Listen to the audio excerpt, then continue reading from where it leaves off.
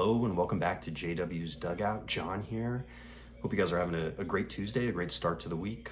I definitely am on my end, keeping busy with work and with the kids and with life as usual. But let's just jump right into this video. Really, I want to cover the Georgia Collectibles Show that took place on Sunday. I had an opportunity to go to it, which was really exciting. Got a chance to get out of the house for just a short bit with while the kids were taking a nap, and headed over to the DoubleTree in Atlanta. Again, this is that bi-monthly show that takes place. It's technically an Atlanta address, but it's in the suburbs of Atlanta. It's not necessarily right downtown. Much smaller show, about 75 tables, but still it's a decent, reliable show that I can count on to go to at least pick up some vintage.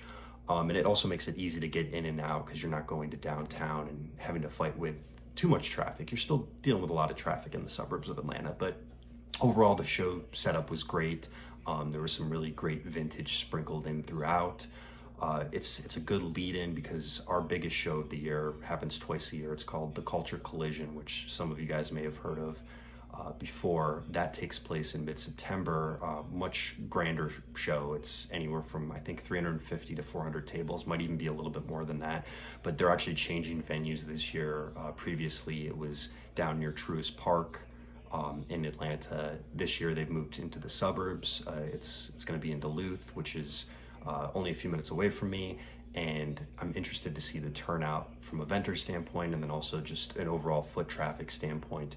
But for the sake of this video, I want to give you guys a glimpse of what I saw. I'm going to be showing some footage here in a second, not too much, but just a few tables that I did some quick scans of, and I considered it a pretty successful Sunday from a show perspective. I was able to mark a few things off my list. Saw some things that I rarely see there. As I walked into the show, there was a couple tables set up that were exclusively pre-war, which is something you really don't see at these shows. This particular vendor, it was his first time setting up post-national, and he had just a great assortment of pre-war, everything from T205s to T206s. There were some Cool Guns chips from 1909, play balls, Sport Kings were in there, a couple Hassan triple folds, and then some national game cards as well. So really, really good to see. Prices were okay. Even some of the vintage, 40s, 50s, 60s, some of the stuff that I usually look at these shows were decently priced. There was a couple tables that were just astronomically high, but like I said, I was able to check a few things off the list, which was great.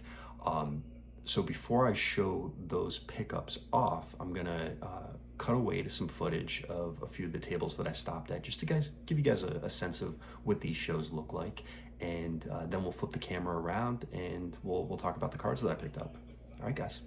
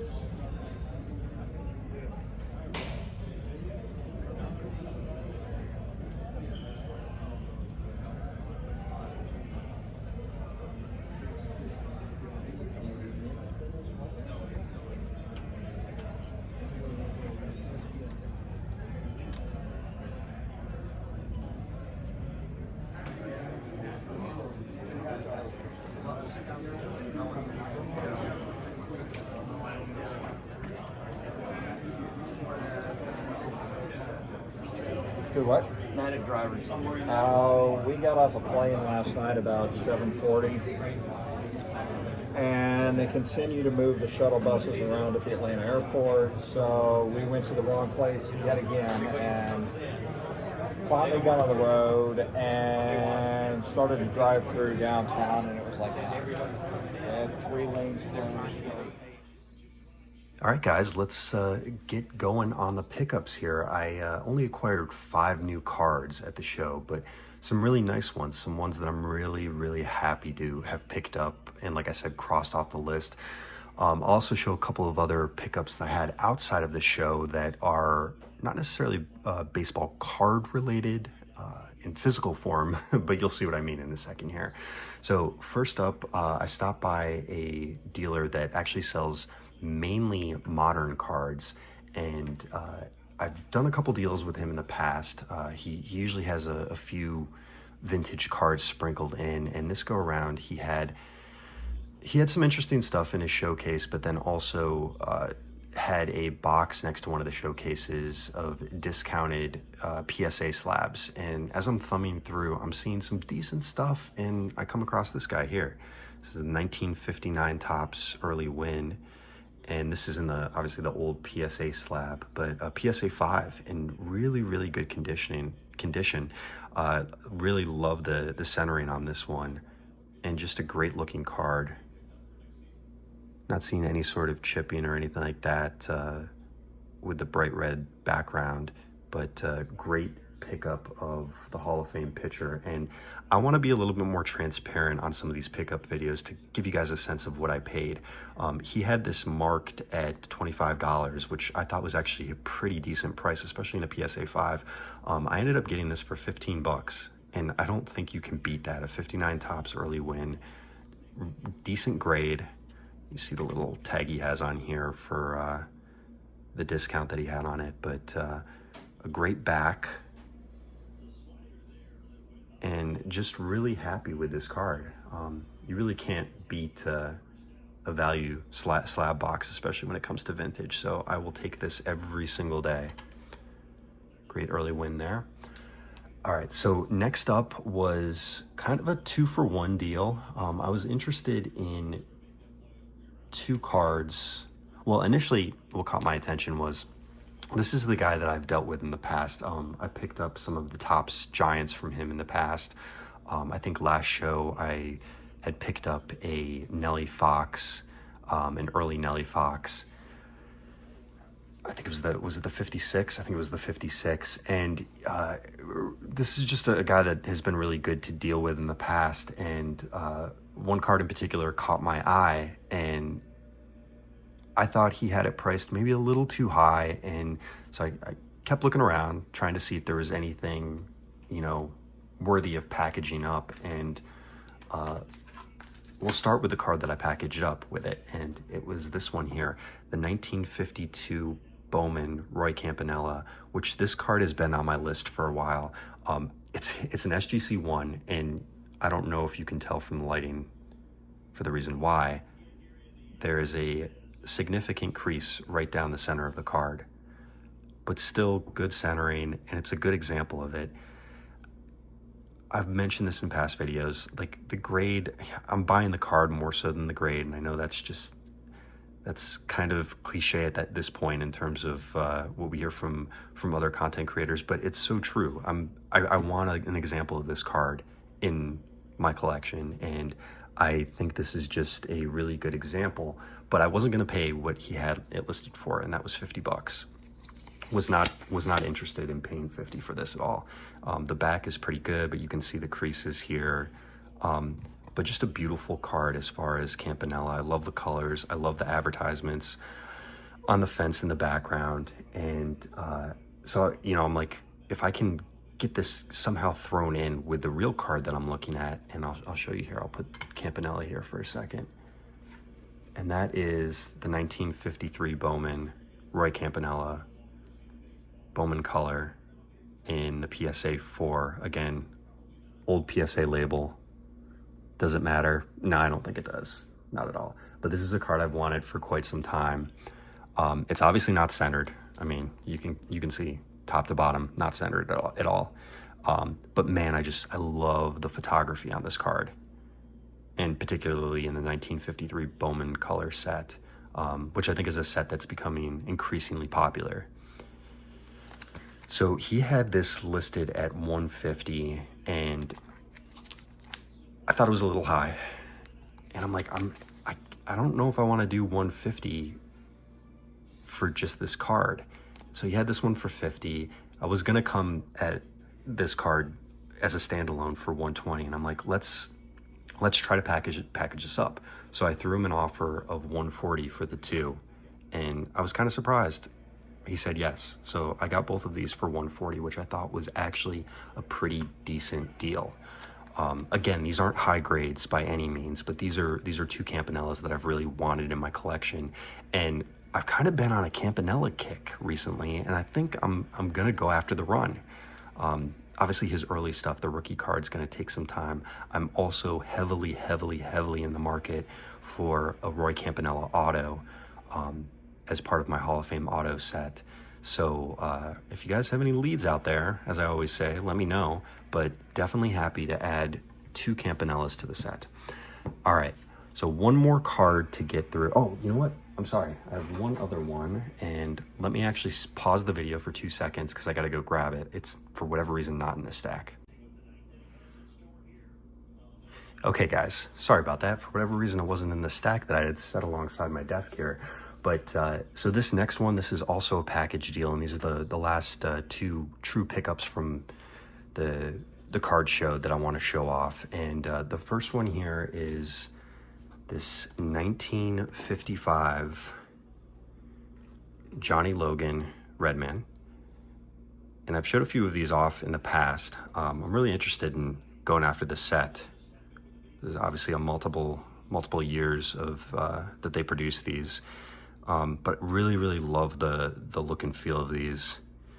Of course, this one is without the tab, but Johnny Logan, of course, the shortstop for the Milwaukee Braves from Endicott, New York, my neck of the woods, as far as where I grew up. But yeah, just a great looking card. And this dealer, like I've mentioned in the past, has had stacks of Redmen, which you never see at these shows. So, you know, I saw this one and I'm like, I want to package this up with the card that I'm really looking at, similar to the Campanella deal. And I do think I overpaid a bit for the card that I'm going to show off here in a second, which is the big haul of the video, in my eyes, maybe not dollar amount. And that is the 1953 Topps Warren Spahn SGC3, a card I've for quite a long time been after. And this is a copy. I know the dealer personally, and I've interacted with him in the past. He said that this is a double. He has one in his personal collection that's a higher grade. And obviously there's some corner wear right here, but a pretty well centered 53 Topps Spahn. And it's a card, honestly, I've wanted since I was a kid. I've just never have pulled the trigger on, and I'm dropping stuff left and right. Sorry about that, guys. Just never pulled the trigger on it for whatever reason. So he was asking 110 for this, and I honestly thought that that was a little high.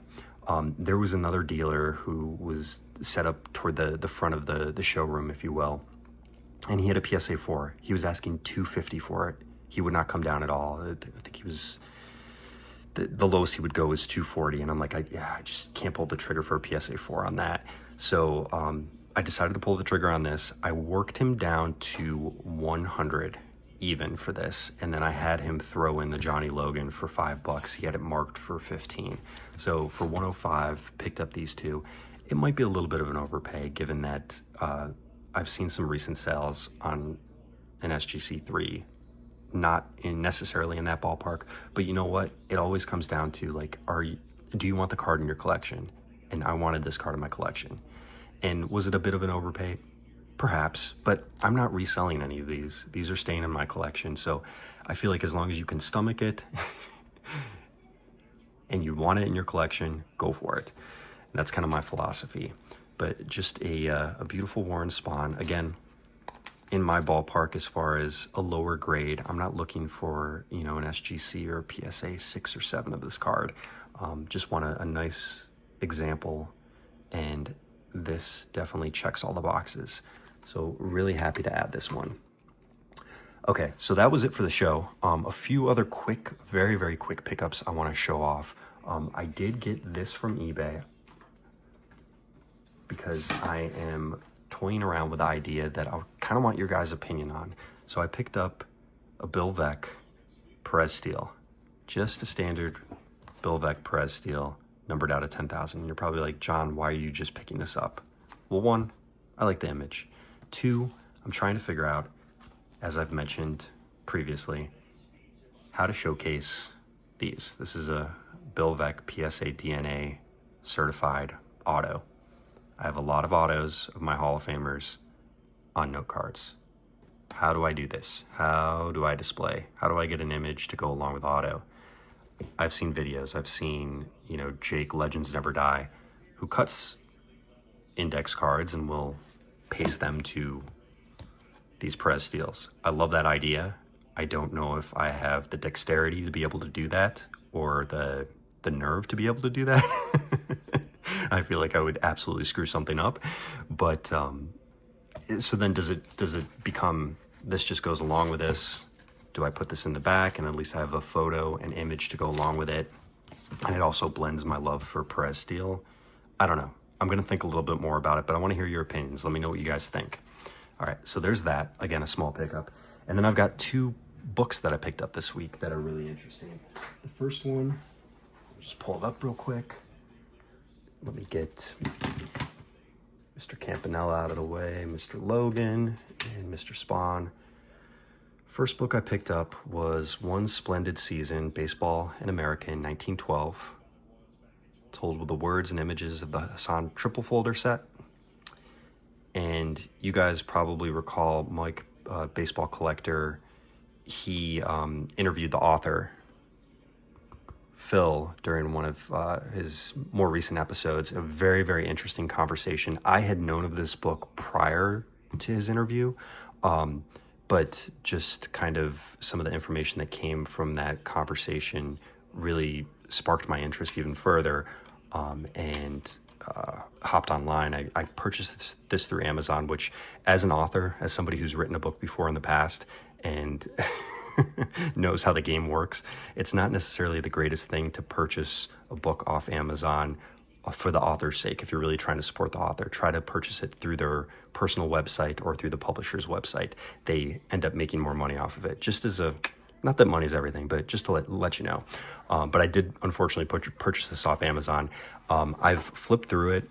There's obviously some great images of the cards and tell some great stories. So I'm really, really excited to dig into this, to further explore the set and the 1912 season and really go in depth here.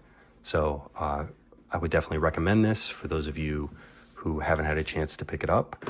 All right, and then one other book, and I'll keep it short. I know most of these pickup videos, I always include a book, because usually, if I'm being honest, I'm kind of an addict when it comes to books. I usually pick up a new baseball book like once a week, so I have a backlog of stuff that I need to read.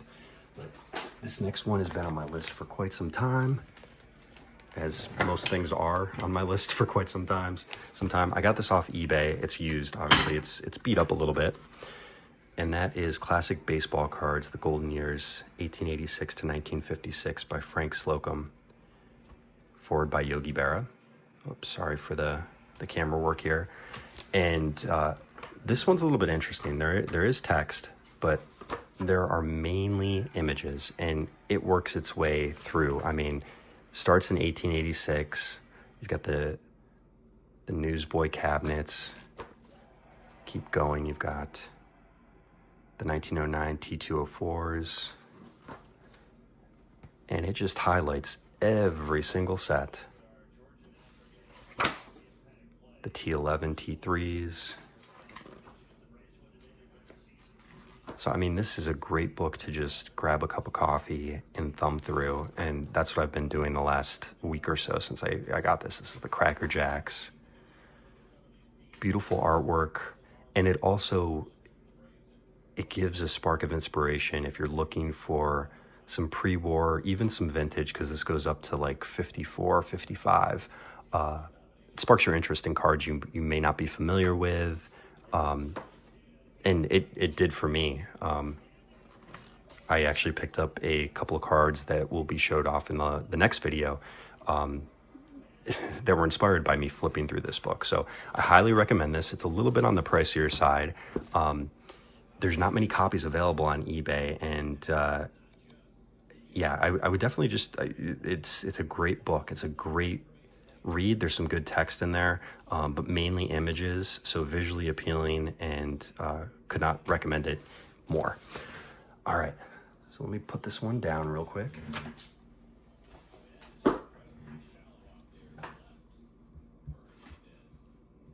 All right, guys. So that's really it for pickups for this week, and I want to just offer a little teaser for the next video. The next pickup video, which I'll probably go about making maybe Tuesday or Wednesday of next week. There's going to be some more content that comes out this week, but the next pickup video I make is going to be stacked, absolutely stacked. I'm talking some massive pickups I've been working on. Finally, I crossed a major Hank Aaron card off my want list for the Hank Aaron run. I was going back and forth whether or not I was going to pull the trigger on it, and I did it. So definitely look forward to that one. I've got a handful of pre-war cards coming that I've been chasing for a while, so you're definitely going to want to stay tuned for that one. But for now, that's it.